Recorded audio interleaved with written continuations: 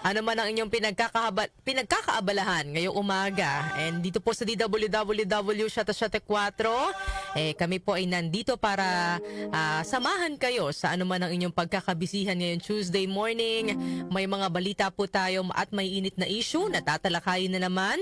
Pero syempre bago po tayo dumako sa mga yan, dito muna tayo sa ating Food for the Soul and Food for the Spirit.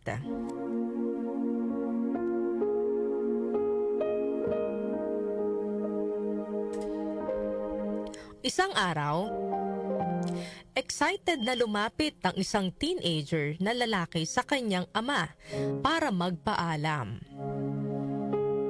Mayroon kasi siyang party na aatendan kasama ang kanyang mga kaibigan. Sabi niya sa kanyang ama, "Pa, na-invite po ako ng friends ko sa isang party mamayang gabi. Pupwede po ba akong pumunta?" Pumayag naman ang tatay at tinanong niya kung saan yung party. Sino ang mga makakasama ng kanyang anak? Siyempre, yun yung mga typical na mga question na tinatanong ng isang magulang, hindi ba? Kapag may lakad ng kanyang anak, saan pupunta? Sino ang mga kasama? At nasagot naman yon ng anak at nasatisfy naman yung ama sa sagot ng kanyang anak. Maya-maya lang, tinanong niya rin ng kanyang anak kung anong oras ito makakauwi. Sumagot naman yung anak, "Mga 1:00 na po ng madaling araw pa." Sagot naman ng tatay, "Naku, late na yan ha. Pero sige. Pero anak, kapag hindi ka dumating ng 1:00 ng madaling araw, anong gagawin natin?" Confident namang pong sumagot ang anak. "Pag hindi po ako umuwi ng 1 a.m., pwede nyo na pong ilak ang mga pintuan at hayaan akong sa labas ng bahay matulog." Natawa naman po ang tatay at saka nagsalita, "Anak, sigurado ka ba dyan? Unang-una, takot ka sa dilim. Pangalawa, ayaw na ayaw mong nakakagat ng lamok. Dyan sa labas ng bahay natin, madilim at malamok." Muli namang nagsalita ang anak, "Hindi po yan pa. 1:00 ako darating. Kaya sigurado po akong hindi ako sa labas ng bahay matutulog." Sumagot naman ng tatay, "O sige, enjoy ka sa party nyo mamaya."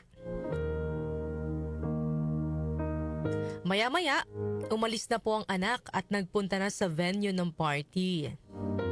Sobrang nag-enjoy ang bata. Pagtingin niya sa relo, 12:00 na ng madaling araw. Pero sa isip ng bata, kaya pa yan. Mamaya pa ako uuwi. Kaya pumarty pa siya at hindi pa siya umuwi. So maya-maya lang, pagtingin niya sa relo niya, 1:00 na ng madaling araw. Pero sa halip na umuwi na, hindi niya ito pinansin. Dahil at the back of his mind, alam niyang kahit lagpas 1:00 na siya makauwi, alam niyang hindi siya pababayaan ng tatay niya at hindi siya hahayaang matulog sa labas ng mag-isa. Sa isipan ng bata, tatay ko pa, mahal na mahal ako nun eh. So nagpatuloy siya sa pagparty kasama ang kanyang mga kaibigan. Hanggang maya-maya napatingin ulit siya sa kanyang relo at nakita niyang 3:00 na ng madaling araw. Bigla siyang nagpanik at nagmamadaling umuwi. Pagdating ng bata sa bahay nila, tahimik, madilim na ang bahay, patay na ang mga ilaw. Napasabi ang bata ng, "Hala, hindi ako inintay ni Papa?" Kinakabahan na ang bata at dahan-dahan siyang lumapit sa pinto ng kanilang bahay para hindi siya mahalata.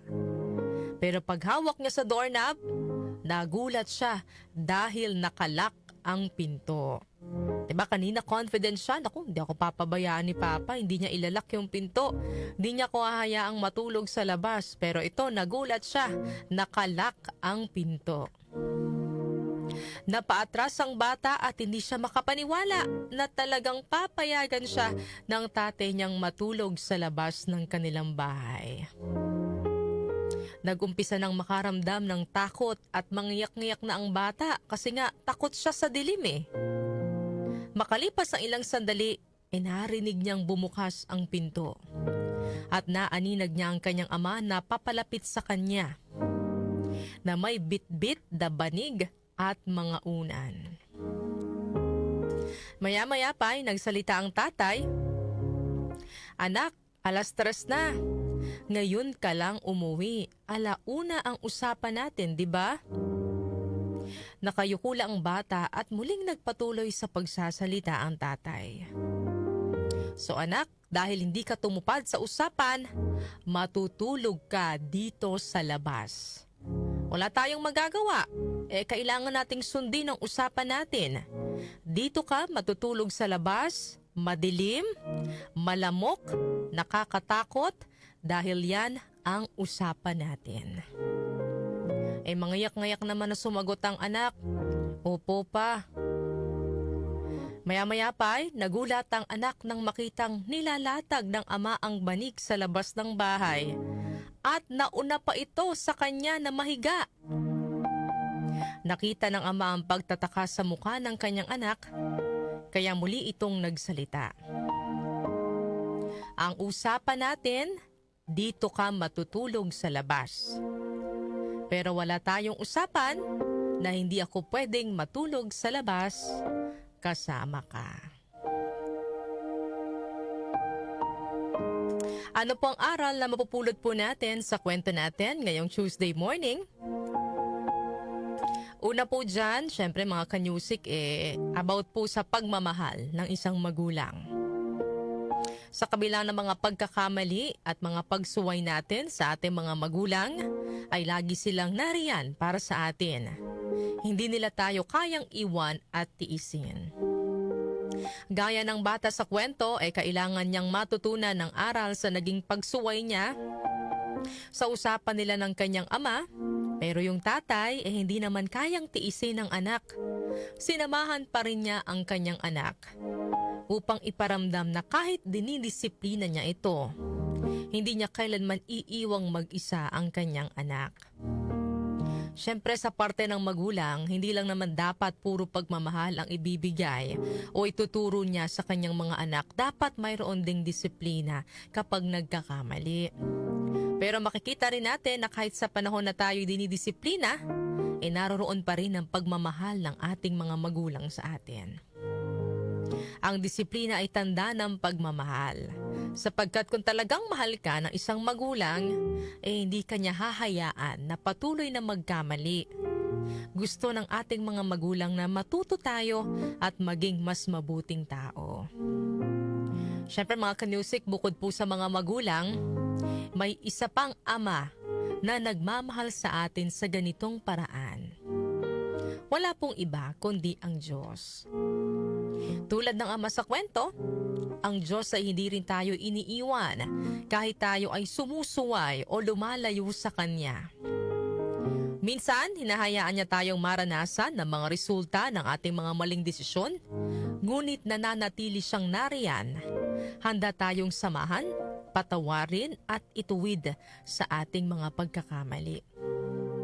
Minsan niya kahit paulit-ulit tayo nagkakamali, ang Diyos lagi lang nandiyan para sa atin. Nakagabay at patuloy pa rin siyang nagbibigay ng bagong pagkakataon.